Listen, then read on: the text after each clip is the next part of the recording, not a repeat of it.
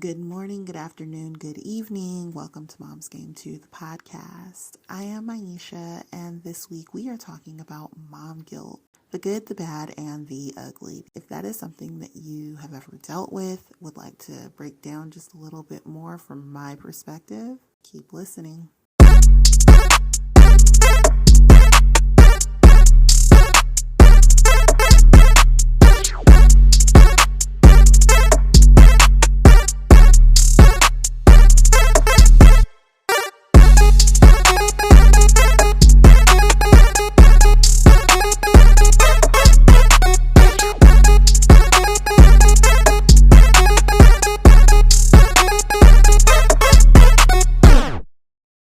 All right, you guys, welcome back to the weekly catch up. So, this past week, we've had lots of doctor's visits. The 7-year-old has croup or had croup. She has fought off the infection part, but this cough is holding on for dear life, and nothing really seems to be helping. So, we're just honey, tea, hot showers, steam baths, and praying for the best. Lots of liquids. The 11-year-old had her updated x-rays for her scoliosis. Her scoliosis is holding steady. It's not getting worse. It's not getting better. It's at where it's at, which is a good thing. So yay for that.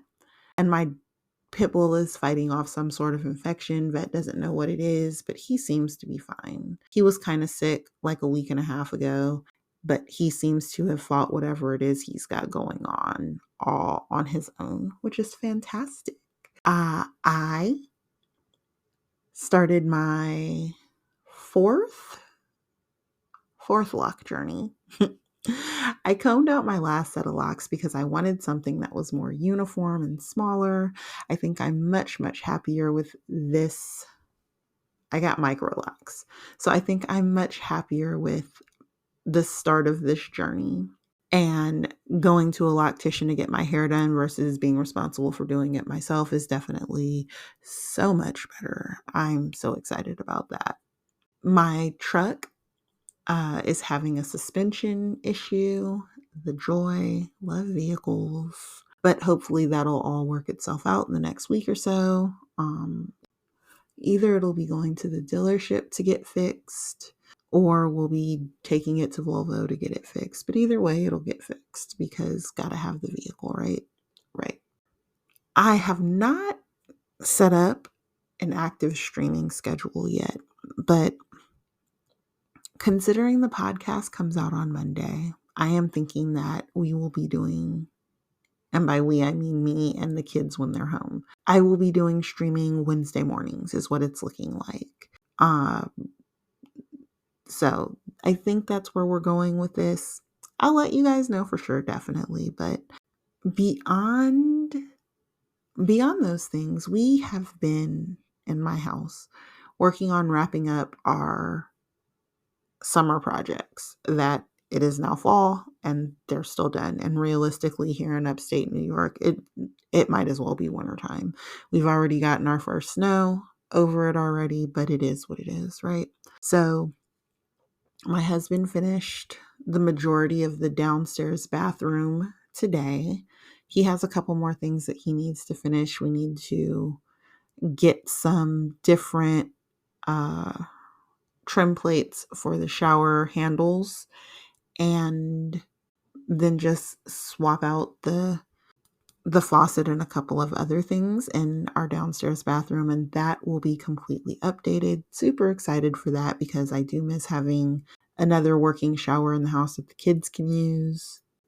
And then we will be working on finishing up the bathroom that he built us in our bedroom. So excited about that because right now it's just a shower. It's not a whole bathroom. So I am so excited for these two. These are really the last two projects in the house that we need to wrap up. And that's really it for the weekly update. We've just been kind of chilling, working on getting our stuff done. Nothing really major. The kids have been pretty calm considering that the 7-year-old has been sick and she is my normal source of comedy. It's been pretty mild. Uh, I was cooking the other day. Story time. I was cooking the other day, and the kids were in the living room playing, and I was overwhelmed. It was just a lot of noise. They weren't doing anything wrong. They were just playing, and it was really loud, and the TV was going, and the dogs were being dogs. And so it was a really loud day, and I was getting really overwhelmed. And I was looking for my headphones, and I couldn't find them. Just a total overwhelm, right?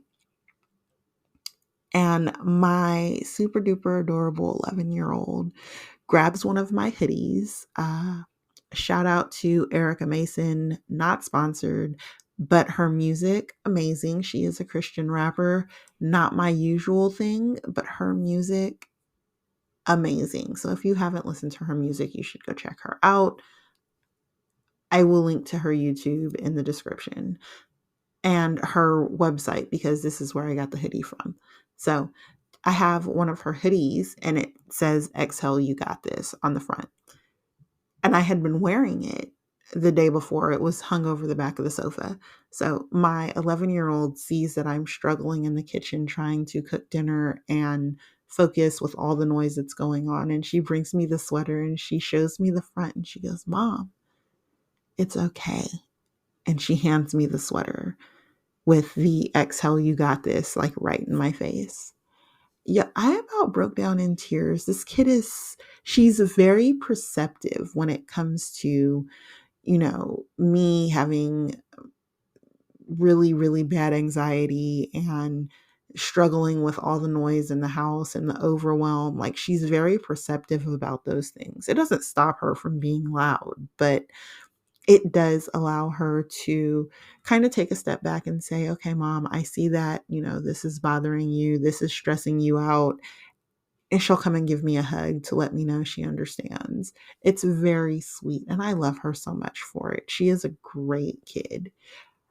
All that to say that I know as parents, as moms, we think that maybe our kids don't understand when we are stressed out or overwhelmed or just have a lot going on in our head, and we tend to tell our kids nothing's wrong, it's fine. But if you talk to your children, like I talk to my kids all the time about things that are going on with me, they don't feel blame or shame because I never do I blame them for my anxiety, my overwhelm, or the things that are going on with me. But I definitely talk to them about it. Mom is struggling right now. Mom isn't really able to handle the noise right now. So I'm going to go this way so you guys can enjoy what you're doing. We do that a lot. But if you speak to your kids about how you're feeling, the things that are going on, how you're handling them, your kids will surprise you and how much they care, for one, because realistically kids only care about themselves, let's be real. But they care, and how they adjust to take care of you when they see that you are struggling is amazing. So, just my little tidbit from the 11-year-old who is doing her best to make sure that she's just aware, which I think is awesome because most kids, they they may be aware, but they are aware in a sense that they're just kind of doing what they want to do anyways. But my 7-year-old or my 11-year-old is always right there with understanding and love. And it makes me so happy to know that, in some ways, I'm responsible for that because I have taught her and I have made sure that I've spoken to her about things and she gets it. And so that is amazing. And that's it for the weekly catch up. There really wasn't much. A very heartwarming story about my kid and her letting me know that she loves me. But nothing else, not really. Anyway.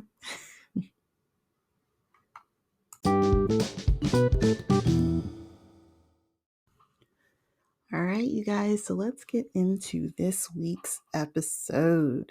Let's talk about mom guilt, that pesky thing that we all feel from time to time. Whether it's because you don't think you're spending enough time with your kid, or if you raised your voice and you feel bad about it, some things just can't be helped. And I know that is not the easiest thing to hear, but it doesn't mean that you're a bad mom. I know for me, I internalize so much when I make dinner because it's something that I'm really craving, but I know my kids aren't going to eat it. Mom guilt makes me make 2 meals or make sure that my kids have something there that they will eat before I make something that I'm going to love for just me. Mom guilt wreaks havoc on my emotions when I am in the middle of some really high anxiety, or I'm completely overwhelmed and overstimulated and a kid asks me a question and I get snappy.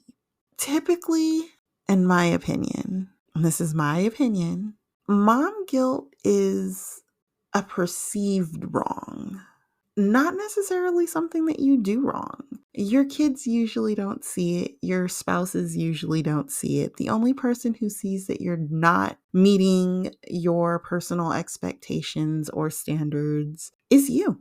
And you create all these situations in your head. And by you, I mean me, because this is definitely my whole life. You create all these situations in your head and all of these storylines in your head with you as the bad guy because your kid forgot his coat, or your kid didn't shower one night, or you forgot to have your kid brush your teeth after having candy, or you're not spending enough time with them. You are not available as you would like to be. And all of these things cause you to have some form of mom guilt. And it's ridiculous for the most part because these are all, perceived slights. These are all personal expectations, not expectations that your kids are putting out there, or your spouse is putting out there. These are guilt trips that you send yourself on. You literally give your all to your family by being a stay-at-home mom. You go above and beyond for everyone in your household. It is okay for you to take time for yourself. I feel guilty when I dip off into my room to play my video games for a bit. I feel guilty when I sit on the couch and play video games with my kids because I know that they would be preferring to do something else, but I want to play my video games and the TV is in the living room. And we haven't put TVs in the bedrooms yet, or at least a TV in my bedroom because the kids aren't getting TVs in their rooms. So I can't go in my room and play. I can play on my Switch, but a lot of times I want to play on the Xbox. And I can't do that because it's connected to the TV. Although I am about to fix that. I'm going to hook it up to a monitor so that I can play and not take over the TV. My kids will be thrilled. But I know that as moms, we just take it all in and it's all our fault, right? But it's not. Everything that happens is not your fault. And you don't have to feel guilty for it. And that's what we're talking about today. We are talking about mom guilt as a whole, what it is, how it is, and how you can kind of work through it. Because I think there's always going to be some form of mom guilt for people, for most people. Most moms have mom guilt. And I think that there's always going to be some form of that mom guilt if you are a person who suffers from mom guilt. And I don't think that there is truly a way to get, but I don't think that there's really a way for you to overcome it. Overcome is the word that I was looking for. Because you're fighting yourself. At the end of the day, you're fighting yourself. You have set up all of these expectations for yourself and your life and your kids.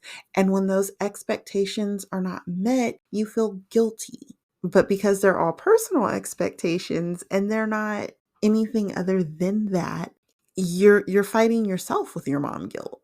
And that's me. I fight myself with my mom guilt consistently. It is never ending. I'm currently sitting at my office feeling guilty because my kids got home from school an hour and 20 minutes ago. My girls did. And I'm not home. I'm at my office because my husband's home from work today. So I chose to spend the day working instead of being home when they got home. And the guilt is eating me up. And the only reason I'm still here is because I'm waiting for my oldest to get off work so I don't have to drive back literally across the street from my office to pick her up from work an hour after I get home. Because I was going to go home to get the girls off the bus. And then I chose not to stay and work while I waited for the oldest to get off work. But the guilt of being here instead of there is horrific. It is horrific. And it's all perceived guilt because I spoke to my husband and he's fine. He's at home, like I said, finishing up our summer updates to the house, getting ready for wintertime. And he encourages me to be here. That doesn't change the fact that I feel guilty for being here, but he encourages it. And that's kind of what I'm talking about. It's all a mental thing. So you guys, that's my experience with mom guilt. Let me know in the comments, what are your experiences with mom guilt? Do you agree that most mom guilt is something that is self-induced? They are personal expectations that you feel that you are failing at? Or do you think that there's something more to it than that? Let's talk about it in the comments.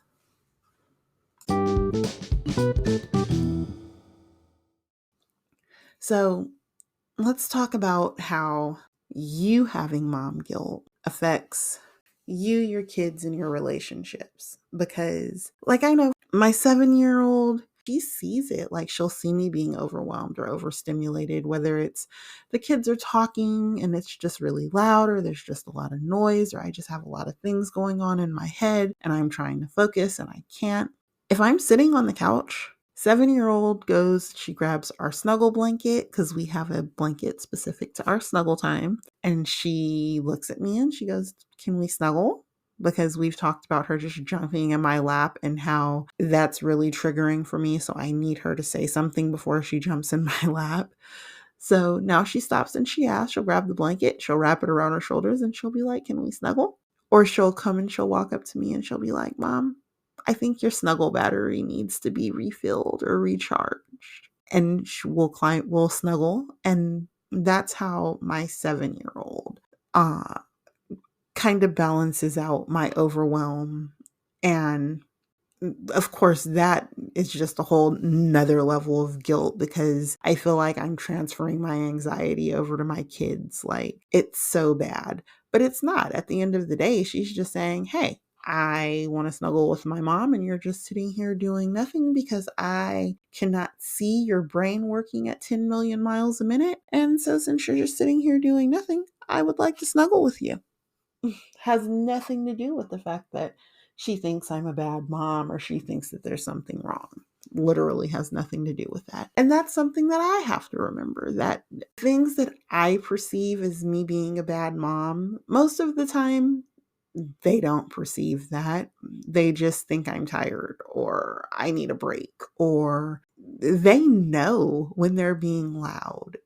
And they know that it drives me nuts. Like, I'm not good with a lot of noise, but I keep my loop earplugs in, not sponsored, or I keep my earphones in and kind of filter out the noise. That's how I deal with it.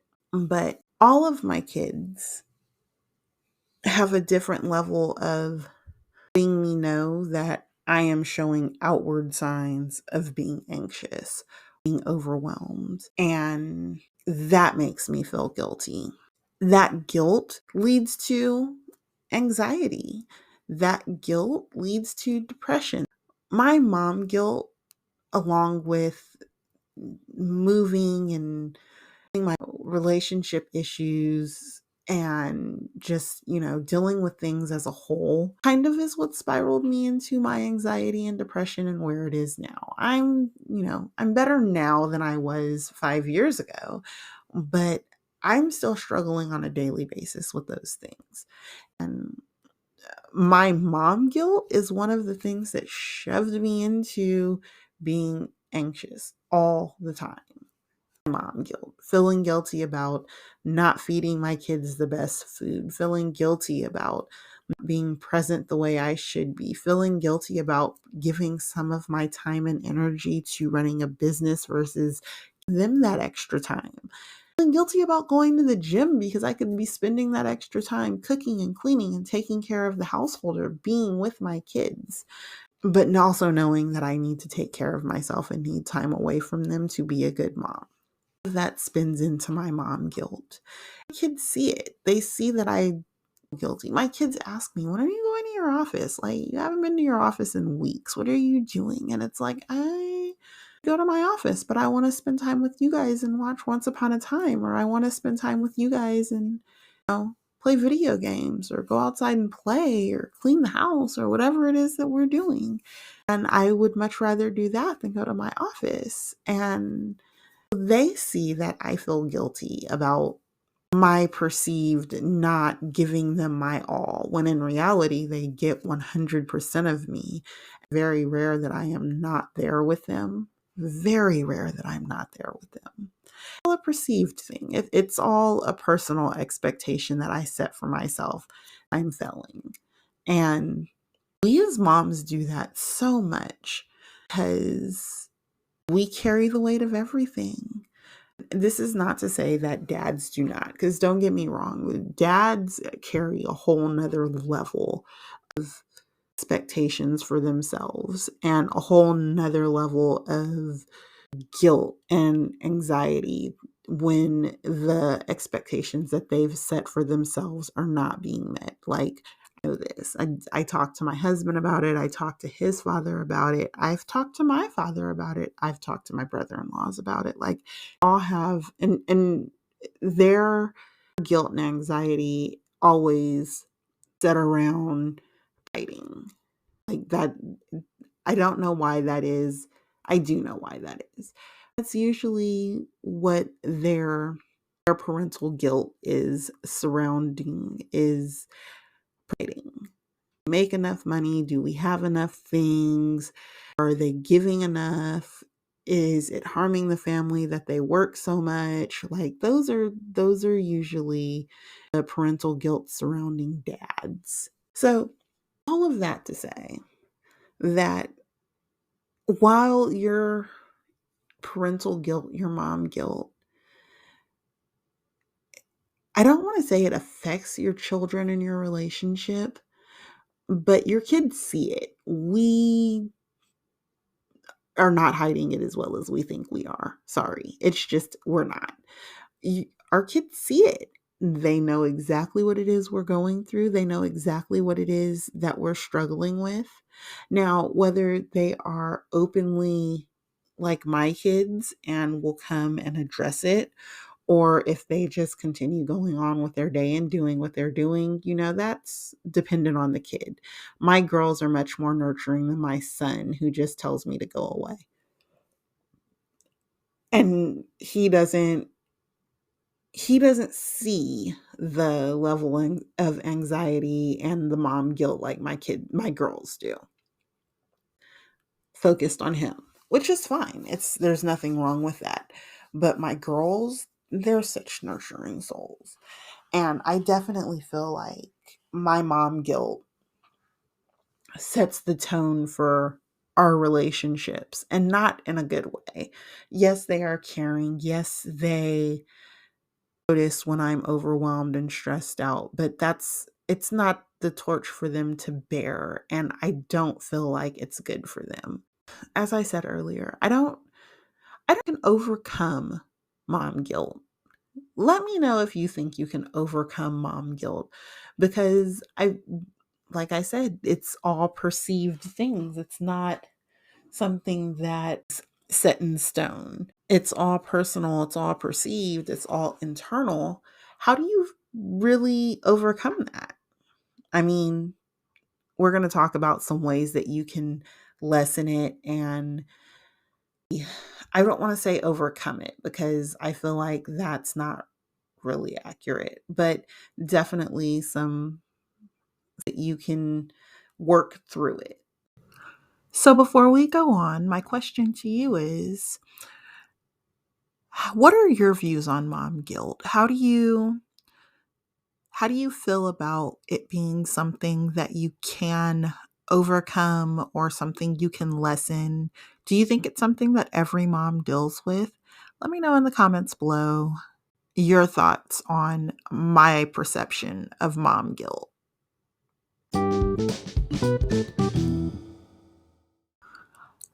So let's talk about ways to lessen the amount of mom guilt that you feel.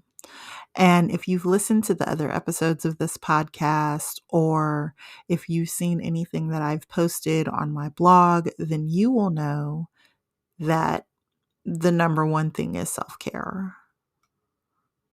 I have found that taking care of myself, I am less likely to be overwhelmed and I am more likely to be able to live up to my own expectations and therefore lessen the amount of guilt that I feel for not living up to my perceived expectations. So, big surprise, self care, always at the top of the list of ways to do better with the subject at hand.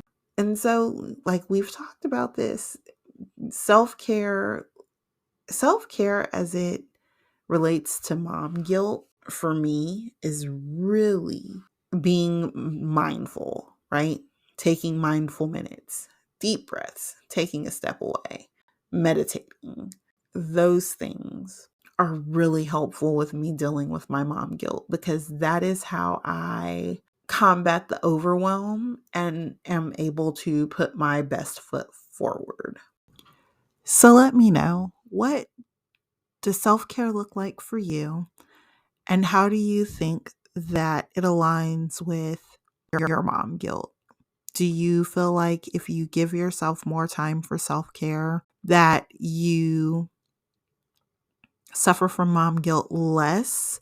Or do you think that it doesn't matter one way or the other? Let me know how you think that self care can help your feelings of mom guilt.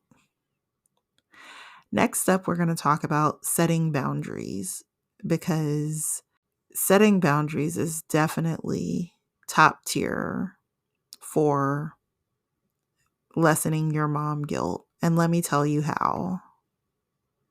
Not even people in my household. This is setting boundaries for people outside of the household, my family members, my friends. I don't have any friends, but if I had friends, for me, it's more my family. I really don't have any friends. That's a real life statement. All of my friends live far, far away. Uh, my two best friends are in California, and then my next best friend is in Tennessee. So, like, I don't have any friends that are local to me. My best friends are all long distance friends. But setting boundaries with my family, letting them know, yeah, I don't mind helping you out. I don't mind doing for you. However, I have to be able to do for my family too. I have to be able to keep up with the things that I'm doing. And I can't do that if I am giving you the time that I would usually use for myself or my family. So setting those boundaries is like right there next to self care. Having a support system. And this is maybe not the way that you typically think of a support system for me. Like, I don't need somebody to come in and take care of my kids. What I need is someone who I can go to and say, damn, this has been a week. Like, can we talk about how my dog has been throwing up for 3 days and I'm tired of cleaning it up? And I don't want to cook this week because I'm wore out because my dog isn't feeling good. And I am overwhelmed because the kids are coming home screaming and I have been dealing with X, Y, and Z for the whole day. That's the support system that I personally need to those anxious feelings because they eat me alive. And I have that support system. I can reach out to any of my friends at any point in time and be like, yo, can we just talk about how hard mom life is for me right now, or how hard wife life is for me right now? And they will listen to me, and then they will tell me either I get it, if things are hard, maybe try XYZ, or, girl, pull yourself up by your bootstraps because what you're talking about is just the day to day, and you just need to schedule more. Get off your phone, because I am an avid get lost in scrolling for 30 minutes at a timer. Get off your phone and get your stuff done, and you'll find that you're having an easier time. I love my support system for that right there, because my support system will literally tell me, okay, yeah, girl, you need to take a break. And I love that about my support system. Like, I will never complain about that. It's amazing. But when I say have a supportive environment, that is literally what I mean. To work through any feelings that you are having about life, about you feeling like you're not living up to whatever expectations, and why you feel guilty about that. Get you somebody who you can be real with, right? Get you somebody who you can talk to unequivocally about everything. Because I'm telling you, being able to get that off your chest, even if that someone is a therapist, because my therapist here is all. She is a saint, and I love her to pieces because she hears it all. And sometimes it is a okay, so how do we fix that? Like, what do you think we should be doing differently so that you're not feeling those things? And sometimes it's a Maisha, you are tripping. Even if that support system, that person that you can get it all out to, is just your therapist, get you a therapist if that's what you need. Get a best friend who will tell you when you are tripping and when you're not. That's my support system. That's my supportive environment. If I didn't have that, I would struggle so much. So shout out to my best friends who listen to me through all of my randomness, because I would not be the person that I am without that supportive environment. And bring it down, because honey, you can't do it all. I mean, you can do it all, but you're going to do it all and struggle. So they help me bring my expectations of myself way down. And when my expectations comes down, surprise, surprise, my mom guilt is so much less, because I am not expecting so much of myself. Therefore, I am not feeling like I am failing everybody, because I don't expect that much. So those are things that I have found help me a lot. And the last thing that I am going to say about mom guilt is it is okay to mess up. Nobody's perfect in this life. However, curbing that mom guilt is all about understanding how you messed up and how you're going to move going forward. If you can get yourself to a place where you can accept that sometimes things are going to go wrong, and then you can just plan to make moves differently the next time around, or later on around, or whatever the case may be, that is going to be one of the biggest ways to help lessen your mom guilt. So coming to grips with is literally the best way to curb your mom guilt. And like I said, it won't always be sunshines and rainbows. It won't always be perfect. But you can lessen the amount of mom guilt that you have by having realistic expectations of yourself, because there are always going to be things that you feel guilty about not completing wrong, getting wrong, doing wrong. There's always going to be those times where you just feel like what you did was wrong, wasn't enough, wasn't accurate, whatever the case may be. How you deal with that is how you deal with your mom guilt. So hopefully that helps. I know I did a lot of ranting about myself, but hopefully hearing my thoughts and my struggles with mom guilt helps you to understand that you're not alone. I guarantee you, it doesn't matter what it is that you're feeling, you're not alone. And there are ways to lessen the amount of guilt that you feel as a mom. You may not ever be able to get rid of your mom guilt, but you can definitely lessen how much mom guilt you're feeling. Hopefully, you got some good tips about how to go about lessening the mom guilt that you feel in your life. So definitely let me know in the comments if you got some new ideas for how to lessen the mom guilt that you're feeling. And now I want to move into a new segment that we are going to be adding to our weekly run called This Week in Gaming. So the first game that I want to talk about is a game that was actually released last week. However, because this wasn't a thing last week, I did not get to mention it, but it's a big one, so I wanted to make sure I threw it in. Call of Duty Modern Warfare 3 got released on the 10th. Now, normally this is not a big deal for me because I am an Xbox, Switch, PC player. However, this Call of Duty is on the Xbox. It's on PlayStation 4, 5, on the PC, and then Xbox. So, for all of us Xbox players who don't get to play Call of Duty because of that, we now have a Call of Duty for Xbox, and I cannot wait to play this game. Cannot wait. I haven't played it as of yet. It got released today, but so excited for this. I could not find whether or not this Call of Duty is cross-platform, so I don't know if you'll be able to play with your friends on PlayStation. But for us who play on Xbox, so excited. So I can't wait to see what this looks like on the Xbox. The next game that I want to talk about, which is releasing on the 13th, is called Spirit Tea. Spirit Tea is a pixel art game. It looks Stardew Valley-ish, but it is about a writer who escapes off into wherever and drink some tea, and now they see spirits along with the regular world. I think it's going to be a really fun game. It looks really cute. Realistically, all you're doing is you're helping spirits and you're finding different hobbies and things to do. So think Animal Crossing, like you're catching bugs. They even have karaoke. It's going to be so cute, and I can't wait to play this game. That releases on the 13th. Spirit Tea is releasing to the Switch and PC.